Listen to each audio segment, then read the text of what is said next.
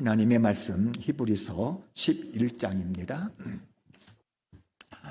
히브리서 11장 4절에서 10절까지 4절에서 10절까지 우리 찾으신 줄로 알고 봉독하시겠습니다.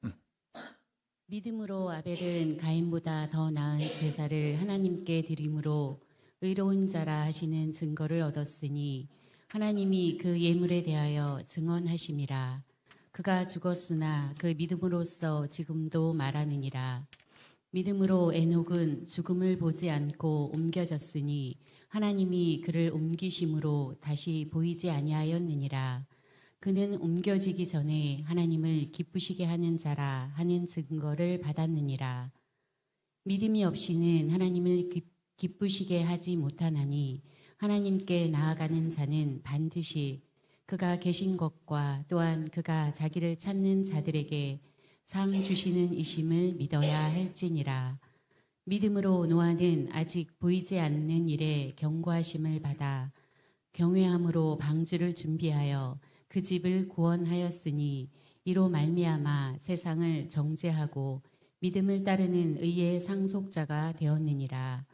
믿음으로 아브라함은 부르심을 받았을 때에 순종하여 장래의 유업으로 받을 땅에 나아갈새 갈 바를 알지 못하고 나아갔으며 믿음으로 그가 이방의 땅에 있는 것 같이 약속의 땅에 거류하여 동일한 약속을 유업으로 함께 받은 이삭 및 야곱과 더불어 장막에 거하였으니 이는 그가 하나님이 계획하시고 지으실 터가 있는 성을 바랐음이라. 아멘. 믿음과 약속 세 번째 시간입니다. 읽은 말씀을 의지해서 믿음의 사람들 이런 제목으로 하나님의 말씀을 증거할 때에 핸드폰은 다 내려놓으시고 그리고 하나님의 말씀에만 집중해서 은혜 받는 귀한 시간 되시기를 주의 이름으로 축복합니다. 한번 여러분들에게 오늘도 바쁜 시간 필요하고 예배하려고 이 자리에 나오신 여러분들에게 제가 진지하게 한번 솔직하게 물어보고 싶습니다. 여러분들 약한 몸 가지고 거친 인생길, 앞날이 무엇이 일어날지도 모르는 이 세상을 살아가면서 무엇을 믿고 살아가십니까? 그래도 명색이 집사인데, 권사인데, 성경도 많이 읽었는데 교회에서 이런 일 저런 봉사도 많이 하는 사람인데 당연히 예수 믿고 살죠. 나는 누가 뭐래도 믿음으로 살아갑니다. 아마 이렇게 대답하는 사람들이 대부분일 거라 저는 이렇게 생각을 합니다. 여러분 믿음으로 사시죠? 그래요. 그런데 조금만 진지하게 생각해 보면은요, 마음속에 이런 질문 생깁니다. 정말 나는 믿음으로 살아가고 있는가? 아니, 말 한마디에도 내 마음이 그렇게 불편하고 그 들은 말 한마디에 마음이 꽁한 데가 진짜 믿음으로 사는 사람인가? 아니, 돈이 흔들리면 막 마음도 흔들려요. 다음 달에 원금은 고사하고 이자라도 갚을 수 있을까? 과연 내 노후는 어떻게 될까? 막 흔들려요. 아니, 건강이 흔들리면 믿음 자체가 막 흔들릴 때가 있더라고요. 실제로 어떤 분은요, 아내가 아프면서 교회를 떠났어요. 우리 교회 다니다가 떠나는 사람 한두 명도 아니니까 그러려 하는데 교회를 떠나면서 하는 얘기가 나는 이제 예수 안 믿을래요. 이제 이런 얘기를 들으면 억장이 무너지지요. 그동안 많이 같이 성경 공부도 하고 같이 예배도 드리고 신앙생활 한다고 했는데 믿음이 전혀 없었구나.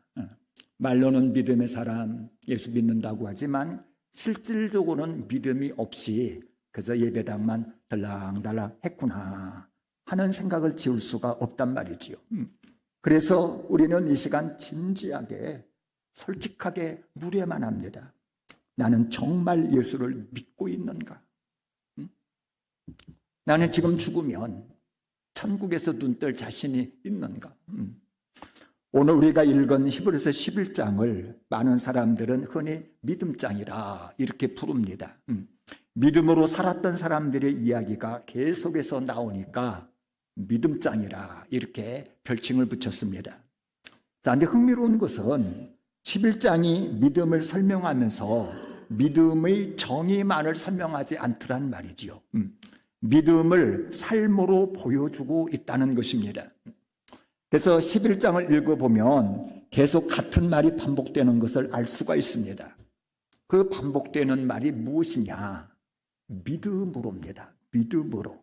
믿음으로 아벨은 드렸고 믿음으로 노아는 만들었으며 믿음으로 아브라함은 떠났고 믿음으로 모세는 거절하였다. 믿음으로가 반복되어집니다. 자, 여기서 우리는 중요한 사실 하나를 발견하는데 그게 뭐냐면은 믿음은 생각이 아니라 삶이더라는 겁니다. 내 삶을 드리고 뭔가를 만들고 떠나가고 거절하는 삶이 곧 믿음이더라는 겁니다.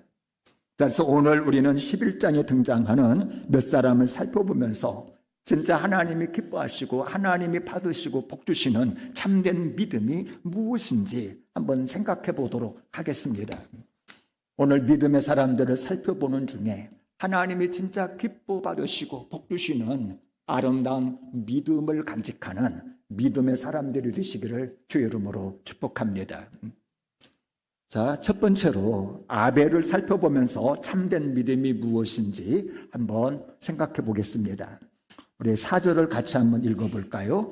믿음으로 아벨은 가인보다 더 나은 제사를 하나님께 드림으로 의로운 자라 하시는 증거를 얻었으니 하나님이 그 예물에 대하여 증언하심이라. 그가 죽었으나 그 믿음으로써 지금도 말하느니라. 자, 참 믿음이 뭐냐? 예, 하나님께 드리는 믿음이라는 겁니다. 하나님께 드리는 믿음. 히브리서 기자는 믿음의 사람들을 쭉 소개하면서 첫 번째 인물로 아벨을 꼽았어요. 자, 그러면 그 수많은 사람들이 있는데 그 중에서도 왜 아벨을 첫사람으로 들었을까? 그가 위대한 일을 해서 나라를 구하는 어떤 큰 업적을 남겨서 아니면 상상하지도 못했던 그 기적을 행했기 때문에 아니면은 이 아벨의 인품이 예수님을 닮은 만큼 좋은 인품을 가졌기 때문에 근데 성경을 아무리 찾아봐도 눈에 띄는 그럴 만한 행적이 없습니다. 그럼에도 불구하고 믿음의 사람의 첫 번째로 아벨을 꼽았어요. 도대체 그 이유가 어디에 있을까? 예, 그중 하나는요, 하나님께 제사를 드렸다는 거예요. 우리말로 표현하면은 아벨은 하나님께 예배를 갖다가 기가 막히게 잘 드렸다는 겁니다. 우리는 믿음의 역사 그러면은 아주 거창한 기적을 생각합니다. 아, 그 사람 믿음이 있으니 그 믿음으로 병을 치료하고 믿음으로 사단 마귀를 도멸하고 믿음으로 이 자연의 질서를 갖다가 확 바꾸면서 태양을 멈추게 하고 비가 내려오게 하고 어떤 거창한 기적을 생각한단 말이지요. 그러나 여러분, 믿음의 역사는 그런 거창한 기적이 아니더라는 것입니다. 여러분, 믿음의 역사는 예배에서 시작되는 줄로 믿으시기를 바랍니다. 본문의 아벨 보세요. 믿음으로 한 것이 뭐였느냐? 제사를 드렸다는 거예요. 우리로 말하면은 예배를 갖다가 하나님 앞에 드렸다는 것입니다. 여러분, 지금도 마찬가지입니다. 여러분들이 참으로 믿음의 사람입니까? 그렇다면 믿음은 교회에 오는 것입니다. 예배 자리에 오는 거예요. 힘들고 어렵고 바쁘고 친구들이 놀러 가자고 얘기하고 단풍철이 돌아오고 그 무슨 일이 있더라 할지라도 믿음의 첫걸음은 예배인 줄로 믿으시기를 바랍니다.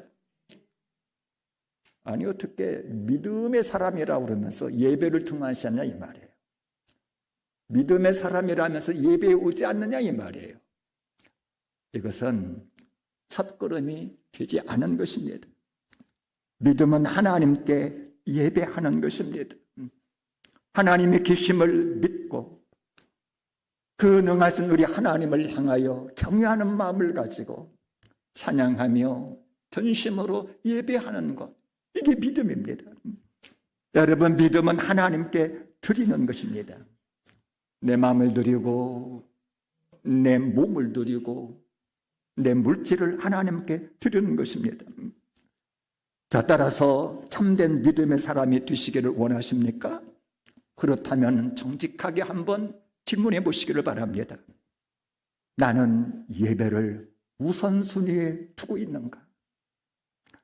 아니면 이런저런 일로 자꾸 예배가 우선순위에서 뒤로 밀려가지고 오늘은 밭에도 가야 되고 친구도 만나야 되고 집안일도 해야 되고 나는 참으로 하나님께 예배하고 있는가? 이 질문에 여러분들 정직하게 한번 답해 보시기를 바랍니다. 자, 그러면 예배를 드리는데 참된 믿음은 하나님이 받으시는 예배를 드린다 이 말이에요. 단순히 예배 자리에 오는 것 그 이상의 하나님이 기뻐 받으시는 그런 예배를 드린다는 겁니다. 자, 보면은 가인도 제사를 드렸어요. 그리고 아벨도 제사를 드렸습니다. 분명 둘 다 예배자였습니다. 그러나 그 결과는 완전히 달랐습니다. 아벨의 제사는 막 하나님이 기쁘시게 받으셨어요. 반면에 가인의 제사는 하나님이 받지를 않았어. 그의 제사는 꽝이었습니다. 그러면 왜 아벨의 제사는 받으셨는데 가인의 제사는 안 받으셨을까? 창세기 4장으로 가서 보면 이유를 알 수 있습니다.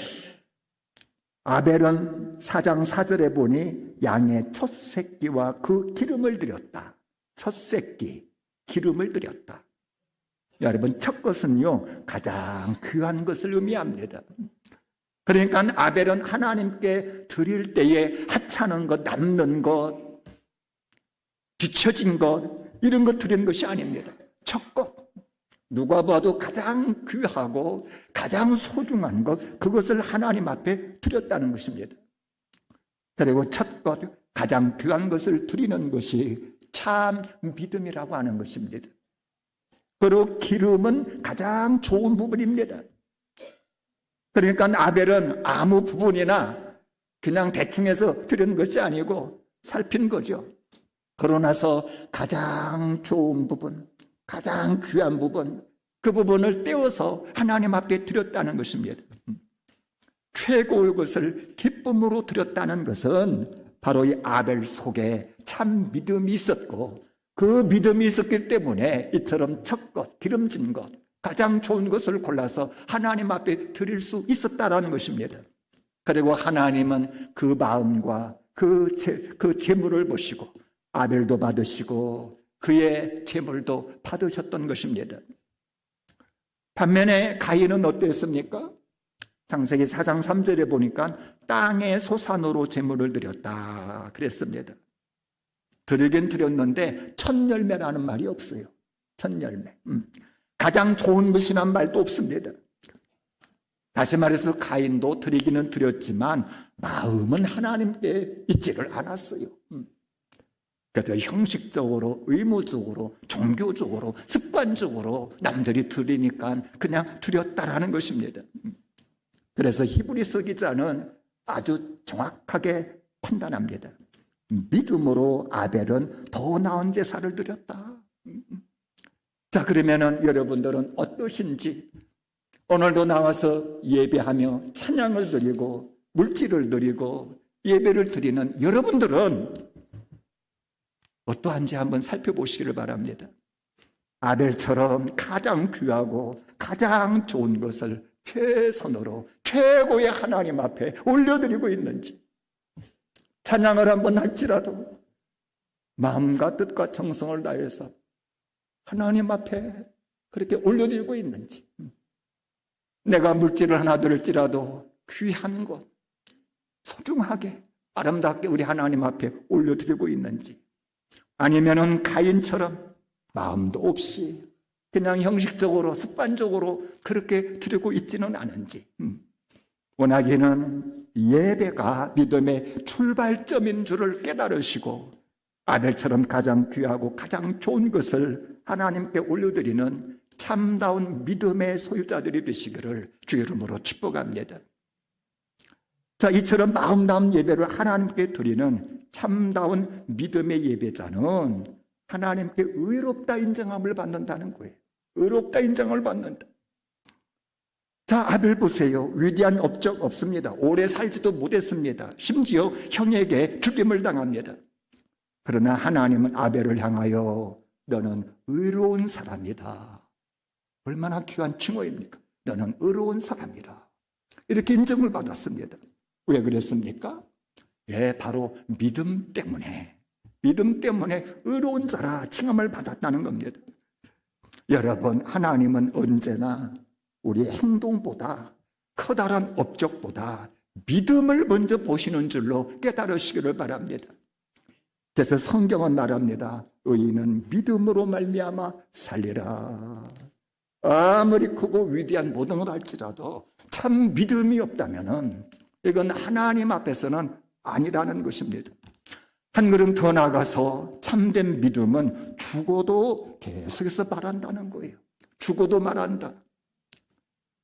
4절 보니까 그가 죽었으나 그 믿음으로서 지금도 말하느니라. 아벨은 죽었습니다. 아주 짧은 삶을 살았습니다. 그러나 그의 믿음은 지금도 우리에게 외치고 있는 겁니다. 하나님께 드리는 예배가 인생에서 가장 중요하니라. 돈보다 중요하고 성공보다 중요하고 세상에 있는 모든 것보다도 중요하니라.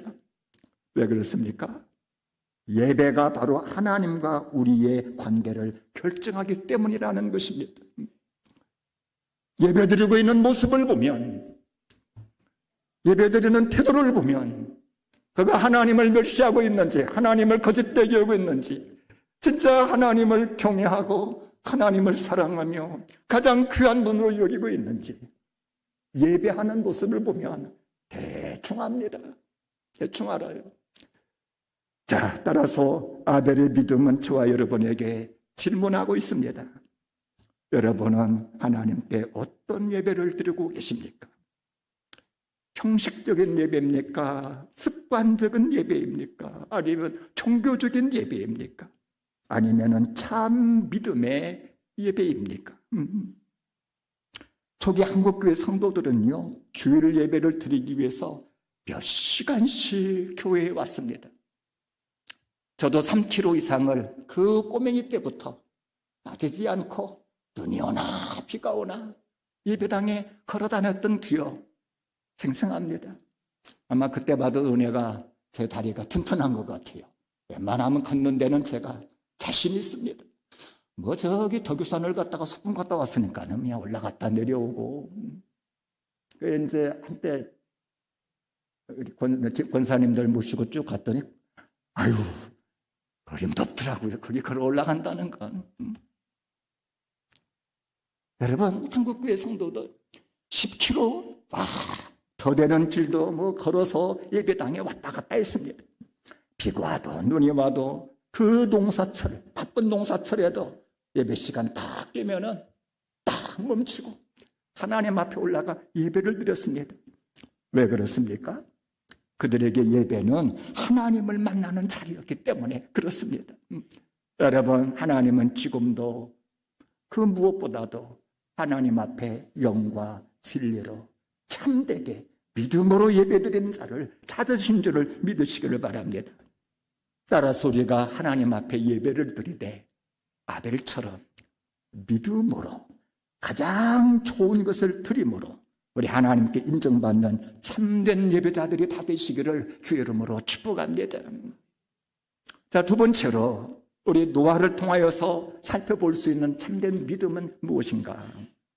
자, 우리 7절을 다시 한번 읽어봅시다. 시작. 믿음으로 노아는 아직 보이지 않는 일에 경고하심을 받아 경외함으로 방주를 준비하여 그 집을 구원하였으니 이로 말미암아 세상을 정죄하고 믿음을 따르는 의의 상속자가 되었느니라. 자, 세 가지를 살펴볼 수가 있습니다. 참된 믿음은 첫 번째로 보이지 않는 것을 신뢰하는 것이라는 겁니다. 보이지 않는 것을 신뢰하는 것이다. 노아는 아직 보이지 않는 것에 경고하심을 받아 아직 보이지 않아 눈으로 확인할 수가 없는 겁니다. 그러니까 노아는 볼 수도 없고 확인되지도 않은 그러한 사실에 대해서 경고하심을 받은 겁니다.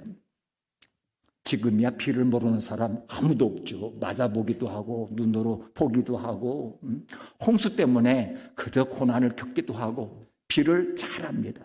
근데 노아 시대는요, 비를 본 적이 없어요. 누구도 별을 경험하지 않았습니다. 그때는 비가 오는 세상이 아니고 이슬이 맺히면 그 이슬로 농사를 짓는 그런 세상이 노아 때 세상입니다. 그러니까 홍수 개념 자체가 없는 겁니다. 그런데 하나님의 말씀하시기를 이 땅이 패역했으니 내가 홍수로 이 땅을 심판하겠다. 자, 그러면 노아가 이렇게 반문할 수 있습니다. 하나님, 그 홍수가 뭔데요? 그럼 하나님이 이만저만 설명할 거 아닙니까? 에이, 지금까지 그런 일이 없었는데 어떻게 그런 홍수가 나겠습니까? 충분히 이렇게 반문할 수 있어요. 그러나 노아는 그렇게 말하지 않았습니다. 하나님이 말씀하셨다면 반드시 그대로 이루어진다. 하나님의 말씀은 곧바로 현실이다. 믿은 겁니다. 여러분, 눈에 보이는 것, 현실을 기준으로 사는 것이 아니라 하나님의 말씀을 기준으로 사는 것.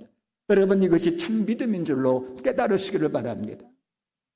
따라서 상황이 어려워도, 가능성이 보이지 않아도, 미래가 불투명해도 하나님이 말씀하시면 이루어짐을 믿는 것, 이것이 바로 참 믿음인 것입니다. 자, 참 믿음은 경외함으로 순종하는 것입니다. 경외함으로 순종하는 것. 노아가 보이지 않는 일에 경고하심을 받았을 때 어떻게 했느냐? 경외함으로 방주를 만들었습니다. 노아는 단순히 믿는 데서 그치지 않았다는 겁니다. 경외함으로 방주를 만듭니다. 순종함으로 방주를 만듭니다. 한 달, 두 달 아닙니다. 1년, 2년 아닙니다. 무려 120년 동안 산꼭대기에서 배를 만들었다는 겁니다. 주변 사람들이 도와주었을까요? 아유, 도와주기는커녕 왜 허구한 날 산에서 배를 만드냐고 미쳤다고 조롱하고 비웃고 손가락질했을 거란 말이에요. 그러나 노아는 사람들의 말에 전혀 신경 쓰지 않습니다. 하나님의 말씀을 들었습니다. 비웃음 당해도 손가락질을 받아도 감정이 요동하지 않았습니다. 묵묵히 순종했다는 것입니다. 여러분, 이처럼 순종하는 것, 여러분, 이것이 참 믿음인 것입니다. 그리고 참 믿음은 결국 구원의 역사를 만들고야 맙니다. 방주를 준비하여 그 집을 구원하였으니 아내를 구하고 새 아들을 구하고 새 며느리를 구하고 자기까지 해서 8명의 가족을 전부 다 구했습니다. 여러분, 노아의 믿음은 혼자만의 믿음이 아니라 가정을 살리는 믿음이었습니다. 개인적인 것이었지만 그 영향력만큼은 공동체를 살려내고야 말았다는 것입니다. 그리고 성경은 계속해서 말합니다. 세상을 정죄하였다. 오해는 마세요. 노아가 말로써 막 세상을 비방했다, 그런 말이 아닙니다. 노아의 삶 자체가 세상의 잘못을 드러내는 기준이 되었다는 거예요. 여러분, 그렇습니다. 믿음의 사람은 말로 세상을 판단하는 것이 아니라 삶으로 하나님을 증거하는 삶인 것입니다. 그래서 노아의 믿음은 오늘을 살아가는 우리에게 이렇게 반문합니다. 보이지 않아도 믿어라. 이해되지 않아도 순종하거라. 사람이 뭐라고 할지라도 하나님을 따르거라. 여러분, 그럴 때 하나님은 우리의 삶을 통하여 놀라운 구원의 역사를 이루시는 줄로 믿으시기를 바랍니다. 1907년 평양 장대교회에 성도들이 새벽마다 모여서 기도를 했습니다. 비록 작은 교회 가난한 성도들이었지만 새벽마다 모여 기도했습니다. 하나님, 이 민족을 살려주세요. 이 민족의 부흥을 허락하여 주세요. 사람들이 보면서 이 작은 교회에서 무슨 부흥이 일어나겠느냐고 비웃을 상황입니다. 그러나 성도들은 상황 보지 않았어요. 하나님만 바라보았습니다. 새벽마다 모여 눈물로 기도했습니다. 그리고 마침내 1907년 평양 대부흥이 시작된 것입니다. 사람들이 죄를 회개했고요, 교회마다 기도가 터지기 시작했고 성령의 역사가 전국으로 퍼져 이 나라 이 민족의 큰 부흥의 물꼬를 텄다라고 하는 것입니다. 그런데 우리 믿음의 선배들은 가난했고 약했지만 한 가지 분명했습니다. 하나님을 믿었어요. 그 믿음이 민족의 영적 역사를 바꾼 것입니다. 여러분, 그렇습니다. 보이지 않아도 하나님을 신뢰하는 것, 여러분, 이것이 참 믿음인 줄로 깨달으시기를 바랍니다. 자, 세 번째로 아브라함을 통해서 우리 참 믿음이 무엇인지 한번 살펴보겠습니다. 자, 우리 8절 같이 한번 읽읍시다. 시작. 믿음으로 아브라함은 부르심을 받았을 때에 순종하여 장래의 유업으로 받을 땅에 나아갈새 갈 바를 알지 못하고 나아갔다. 자, 아브라함에게는요, 사람들이 붙여준 별칭 하나가 있습니다. 그 별칭이 뭔 줄 아십니까? 예, 믿음의 조상입니다. 왜 아브라함을 믿음의 조상이라 했을까? 여러 가지 이유가 있지만 그중 중요한 이유가 아브라함의 믿음이야말로 우리 믿음의 본이 된다는 것입니다. 자, 그럼 본으로 삼을 만한 아브라함 믿음은 어떤 믿음이었느냐? 예, 하나님의 부르심에 반응했다라고 하는 겁니다. 아니, 어느 날 하나님 다가오셔서 아브라함을 불러 하시는 말씀, 아브라함아, 너는 너의 고향 친척 아비 집을 떠나 내가 너에게 보여줄 땅으로 가거라. 여러분, 단순한 이동 명령이 아닙니다. 안정된 삶의 자리를 떠나야만 했어요. 사람은 안정을 얼마나 추구합니까? 타지에 간다는 것은 불안정하거든. 근데 그 안정된 그 자리를 떠나라는 거예요. 익숙한 환경을 떠나라는 것입니다. 함께했던 이웃들마저 두고 떠나라는 것입니다. 그것도 보장된 어느 좋은 곳을 보여주면서 가라 그러면 안심이 되겠죠. 전혀 보이지 않는 미래의 길로 가라는 겁니다. 다시 말해서 완전히 삶의 방향을 바꾸라고 하는 그런 부르심이었습니다. 자, 그런데 이 부르심 앞에 아브라함이 어떻게 했습니까? 예, 부르심에 반응하여 미지의 땅으로 출발합니다.